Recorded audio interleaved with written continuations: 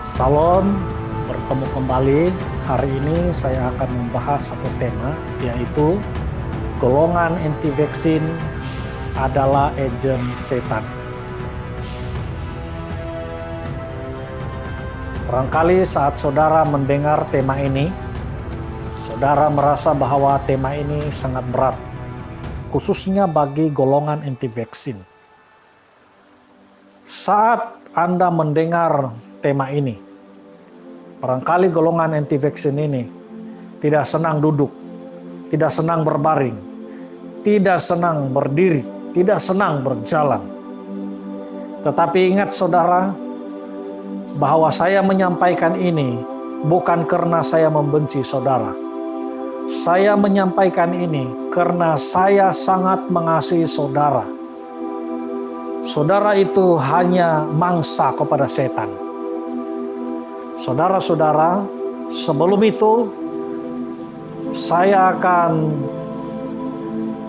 sampaikan dulu siapa yang saya maksudkan dengan setan. Perlu jelas bahwa yang saya maksudkan setan bukanlah orang-orang anti-vaksin. Orang-orang anti-vaksin itu bukan setan. Mereka itu sama seperti saya, dikasihi oleh Tuhan. Tetapi mereka ini telah dipergunakan oleh setan untuk melaksanakan misi setan bagi dunia ini. Mari kita lihat beberapa fakta bahwa golongan anti-vaksin ini benar-benar adalah agen kepada setan. Fakta yang pertama, virus corona yang sangat mematikan ini sungguh-sungguh telah terbukti dari tahun 2020 sampai detik ini. Sampai saat ini, saat rekaman ini dibuat, saya telah membuat satu kajian dengan memeriksa beberapa laman web. Berapa sebenarnya yang sudah dijangkiti virus di seluruh dunia? Dan berapa orang yang sudah mati di seluruh dunia akibat virus ini? Dan saya mendapati bahwa sejak tahun 2020 sampai saat ini, jumlah orang yang sudah dijangkiti positif COVID ialah 210 juta orang. Dari 210 juta orang ini, ada 4,41 juta orang sudah mati. Bukan baru mau mati, sudah mati. Dan dijangka jumlah ini akan terus bertambah. Dan kematian seperti ini sangat disukai oleh iblis. Karena iblis suka kepada kematian manusia. Semakin banyak orang yang mati, semakin iblis suka dengan itu. Dan inilah agenda iblis, supaya semakin banyak orang yang mati. Jadi karena itu saudara-saudara, untuk melaksanakan misi iblis ini, iblis mempergunakan orang-orang tertentu sebagai agennya untuk menyampaikan message daripada iblis supaya orang tidak minta divaksin. Supaya apa? Kalau orang tidak divaksin, semakin banyak orang tidak divaksin, semakin maraklah kematian itu, semakin banyak orang yang akan mati.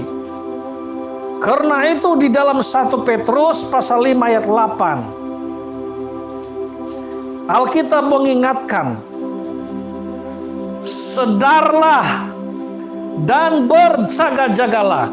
Alkitab mengingatkan kita harus sedar dan kita harus berjaga-jaga. Kenapa? Lawan kita si iblis itu berjalan keliling sama seperti singa yang mengaum-ngaum dan mencari orang yang dapat ditelannya. Maksudnya ditelan itu dimatikan oleh iblis. Nah, itu sebabnya iblis berusaha sedaya upaya untuk membunuh orang. Iblis tidak mau keadaan yang semula ini dipulihkan kembali. Semakin banyak orang mati, itulah yang diingini oleh iblis. Jadi dia berusaha sedaya upaya untuk membunuh. Jadi iblis ini mempergunakan manusia-manusia tertentu, bukan semua orang. Hanya orang-orang tertentu yang dapat dipergunakan oleh iblis.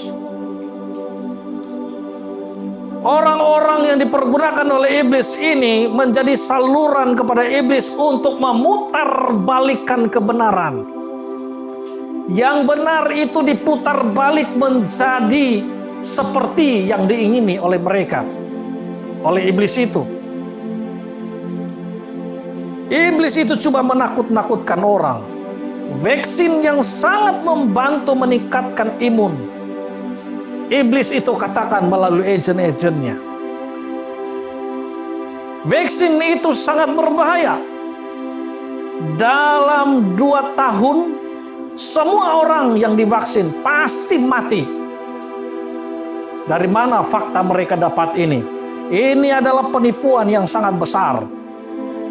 Mereka menabur pelbagai andaian yang tidak dapat dipertanggungjawabkan. Mereka lakukan ini supaya orang tidak minta divaksin. Nah, saat ini pevaksinan rancak dijalankan di seluruh dunia, termasuk di negara kita Malaysia. Lalu di pusat-pusat pevaksinan ada beberapa orang yang mengalami kesan sampingan daripada vaksin ini. Lalu mereka sebarluaskan. Yang mengalami kesan sampingan ini hanya beberapa orang, ada 1-2 orang yang kena seperti itu. Mereka kibarkan itu di seluruh Malaysia, bahkan seluruh dunia mereka kibarkan bahwa vaksin itu tidak bagus, vaksin itu bikin mati, vaksin itu bikin pingsan. Tetapi mereka tidak sebarkan ratusan ribu bahkan jutaan orang yang sudah divaksin tidak mengalami apa-apa, sampai saat ini mereka sehat. Tapi yang 1-2 orang yang kena kesan sampingan, itulah yang mereka sebarluaskan. Inilah kerja setan. Mereka coba menakut-nakutkan orang, apalagi orang yang tidak tahu. Mereka tidak paham. Apabila mereka mendengar berita-berita yang disampaikan oleh anti vaksin, mereka menjadi takut dan mereka tidak lagi minta divaksin. Nah, itu yang pertama. Fakta yang pertama. Fakta yang kedua bahwa golongan anti vaksin ini adalah benar-benar agen setan, ialah anti vaksin. Mereka katakan vaksin itu adalah tanda 6666. Dari mana mereka dapat itu? Ini adalah satu penipuan yang sangat besar.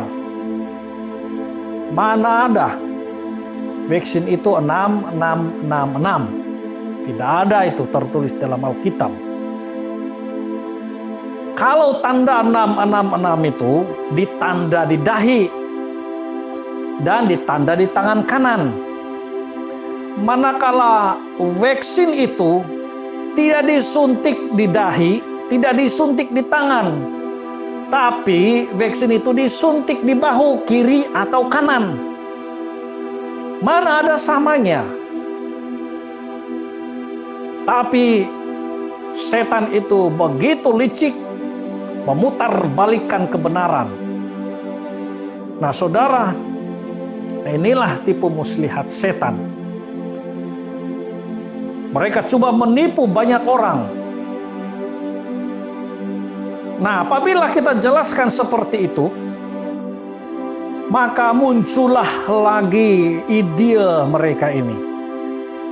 Mereka bilang, sekarang itu memang tidak ditanda di tangan dan di dahi. Tapi nanti akan datang,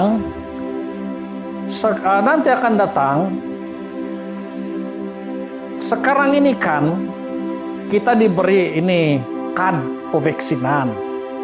Nah, katanya kad pevaksinan itu akan datang, akan diubah kepada chip, ditaruh di tangan dan di dahi. Wah, ini lagi. Bukankah ini satu pembodohan dan penipuan? Saya mau tanya, hai golongan-golongan anti vaksin, dari mana kamu dapat ide ini? Ini adalah ide yang paling bodoh. Coba lihat di dalam Alkitab. Apakah ada tertulis di dalam Alkitab tanda 666 itu adalah chip? Saya balik-balik baca Alkitab. Tidak ada satu perkataan pun di dalam Alkitab bahwa tanda 666 itu adalah chip. Jadi jangan tipu orang. Kamu adalah golongan yang telah dipergunakan oleh setan untuk menyesatkan banyak orang. Saudara-saudara, mari kita kembali kepada Tuhan. Kembali kepada Alkitab yang sesungguhnya. Jangan dengarkan bisikan-bisikan setan.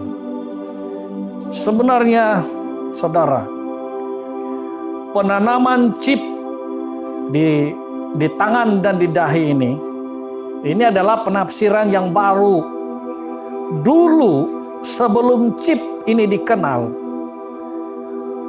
orang menafsirkan cara tanda 666 itu begini. Besi itu dipanaskan. Besi dipanas, sudah panas besi itu baru dicop di tangan dan di dahi. Nah, itulah pahaman pada waktu itu, cara cop. Dan itulah yang paling benar pada ketika itu. Dan itulah cara penganiayaan. Nah, sesudah itu berkembang lagi penafsirannya. Bagaimana berkembang? Nah, katanya, itu tidak menjadi. Jadi diperkenalkanlah satu tafsiran baru, tanda cop 666 dengan ditatu.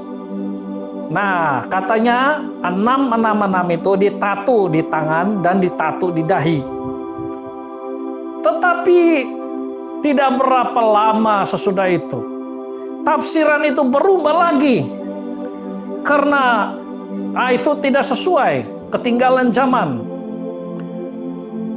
Lalu adalah penafsiran. Nah, sekarang ada kemajuan sedikit. Nah, ada tanda barcode. Kata mereka, bukan lagi ditanda tulis terus 666. Sekarang itu barcode. Tapi setelah kemajuan meningkat lagi, lalu diperkenalkanlah ini chip. Nah, chip ini berkembang lagi. Dulu waktu mula-mula yang dipahami chip itu adalah chip yang besar. Seperti memori card telepon yang besar. Sudah itu makin lama makin kecil, makin lama makin kecil. Jadi tafsiran itu pun begitu. Nah, lama-lama akhirnya dia bilang chip itu semakin kecil ditanam, sehingga disentuh di kulit pun tidak terasa. Tetapi penafsiran bertambah lagi sesuai dengan perkembangan teknologi terkini, sehingga ada yang mengatakan bahwa chip itu ialah microchip, dan seterusnya ada lagi nanochip, dan yang kita dengar-dengar lagi, ini pun satu penipuan besar. Itu vaksin katanya, itulah chip yang disuntik di tubuh manusia. Ini betul-betul penipuan yang besar. Nah, kita tunggu dan lihat. Selepas ini, saya yakin bahwa penafsiran tentang cara tanda 666 itu akan meningkat lagi pada masa yang akan datang. Akan berubah lagi akan datang. Inilah yang dilakukan oleh para anti-vaksin. Nah, saudara, karena itu bagaimana cara kita menghadapi para anti-vaksin ini? Ini yang penting sekali. Kita sebagai orang-orang yang percaya kepada Kristus, bagaimana kita menghadapi ini? Yang pertama, dalam kitab Yakobus pasal 4 ayat 7 dikatakan, karena itu tunduklah kepada Allah dan lawanlah iblis, maka ia akan lari daripadamu. Jangan mau diserang terus oleh iblis. Alkitab mengatakan, lawan. Hari ini saya membicarakan ini untuk melawan segala tipu muslihat iblis. Saya sampaikan ini sebagai tentangan lawan kepada tipu muslihat iblis.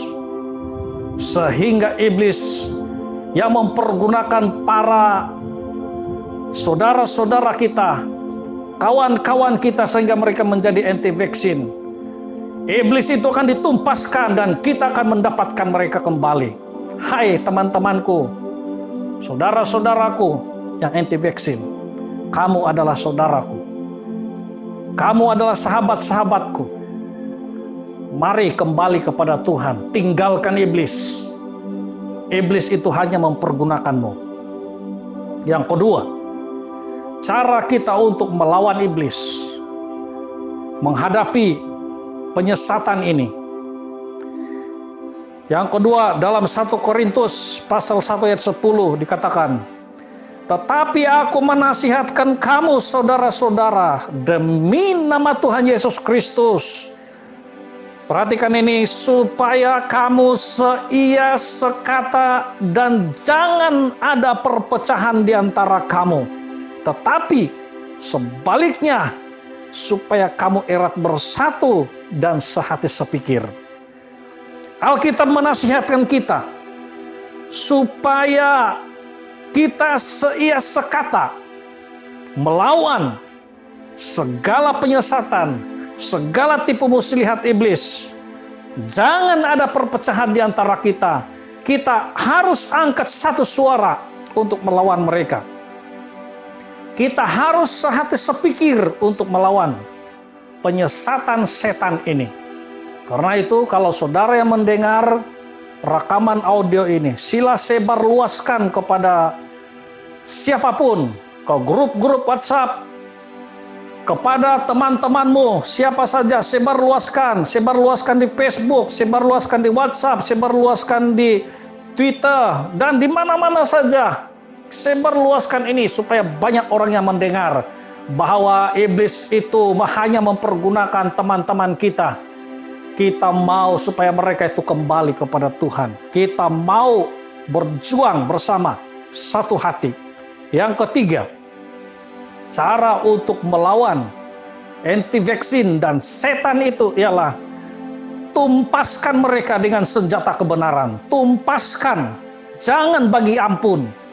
Efesus pasal 6 ayat 11 dikatakan, kenakanlah seluruh perlengkapan senjata Allah, supaya kamu dapat bertahan melawan tipu muslihat iblis. Sekali lagi, kenakanlah seluruh perlengkapan senjata Allah. Jangan ada satu senjata pun yang tidak kita gunakan di dalam melawan tipu muslihat iblis. Kita harus gunakan segala senjata Allah, senjata kebenaran, yaitu firman Tuhan. Ukur semua tipu muslihat iblis itu dengan kebenaran, maka akan terlihat jelas itu adalah tipu muslihat daripada iblis.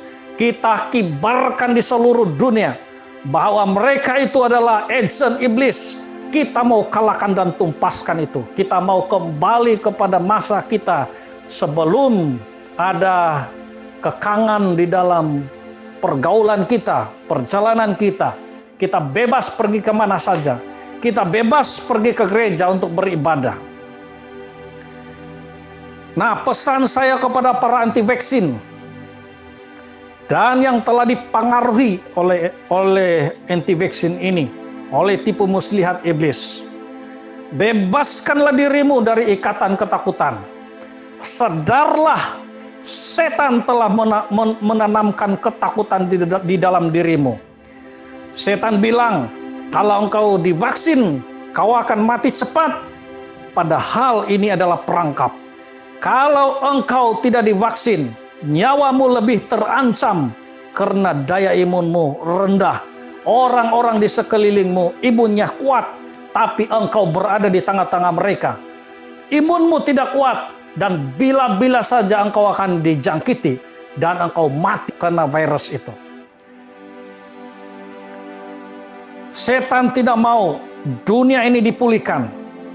Dia tidak mau ada ibadah yang bebas di gereja seperti masa-masa lalu. Iblis mau supaya gereja kita tutup sampai selama-lamanya. Iblis mau supaya kita tidak bersatu di dalam ibadah. Karena itu mari kita bersama-sama berteras ini supaya kita dapat bersatu kembali beribadah di dalam gereja. Iblis itu mau supaya penginjilan tidak dapat dijalankan. Iblis mau supaya kita tidak dapat berjalan untuk menyelamatkan jiwa-jiwa yang terhilang.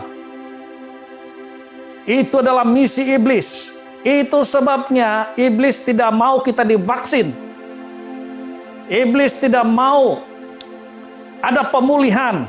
Kalau ada pemulihan, maka kita boleh bergerak kemana saja untuk memberitakan Injil. Tetapi saat ini kita terbatas di dalam pergerakan dan kita tidak dapat berjalan kemana saja untuk memberitakan Injil. Hanya memberitakan Injil di media sosial saja.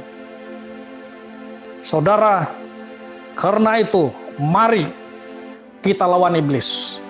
Kita jangan beri peluang sedikit pun kepada iblis untuk menyesatkan kita. Saudara-saudaraku, hari ini saudara sudah mendengar bahwa apa yang benar yang berasal dari Tuhan, apa yang salah semuanya daripada iblis. Iblis tidak senang.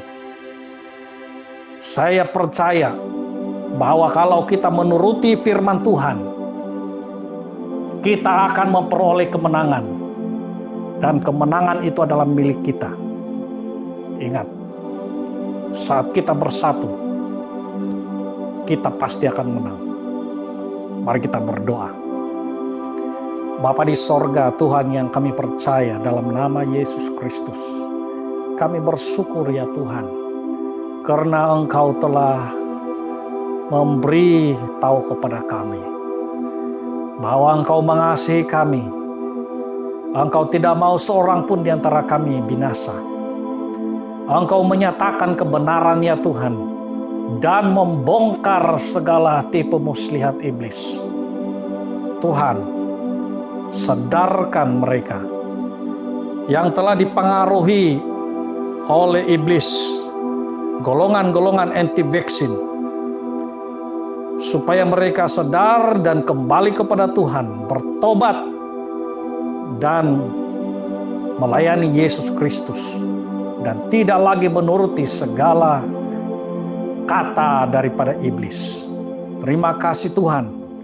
Dalam nama Yesus kami sudah berdoa. Amin.